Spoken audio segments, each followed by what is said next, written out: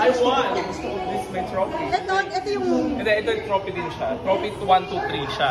Yung isa naman for casino din, na for wall. Ang title niya, I won!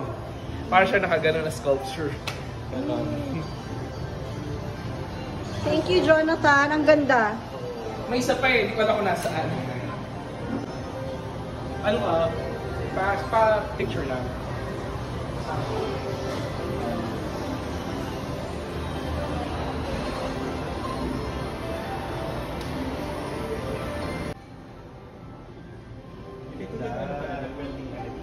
Gawin na po naman yan.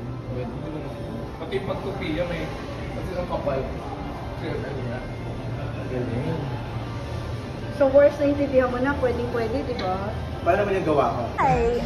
I heard you're an artist. What art do you do? Hi, I'm Jonathan Tange, practicing architect and artist. I do sculpture, painting. Yeah, for now I'm full-time artist.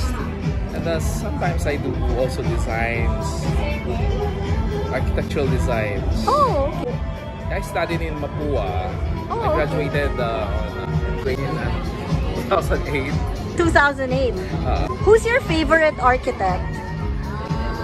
I like the works of Calatrava and Zaha Hadid. And as an artist, who do you admire most? Sculpture. I like the classical works of Michelangelo. But I like avant-garde works. I always want to exhibit in New York. The works is para ano siya, sculptural at the same time it's architectural. It's a functional architectural piece, but it's outside look like sculptural.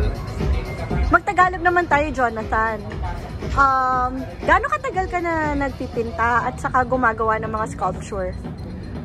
Since nagpipinta ako since bata pa lang ako, nag-sketch na ako. Like ilang taon ka? Nagpa-paint na ako that time.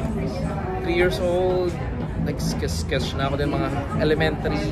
I do pastel na and watercolors. And in high school, nag-oil na ako and acrylics.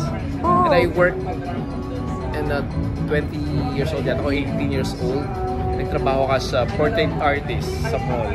Oh, wow. Then, because of studies in architecture nga, nabago siya, naging abstract works na yung ginagawa ko since then. So, mostly conceptual siya.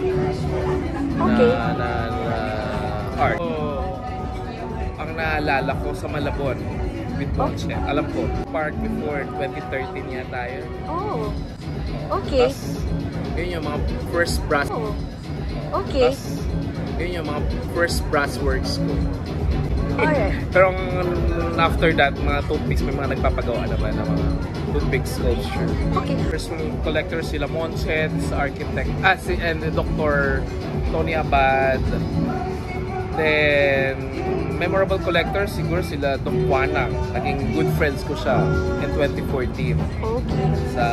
Nag-exhibit ako sa Boston Gallery. 2015 yata, 2014. Do you want to be remembered as an artist? I want to be remembered as a simple person. I want to express myself,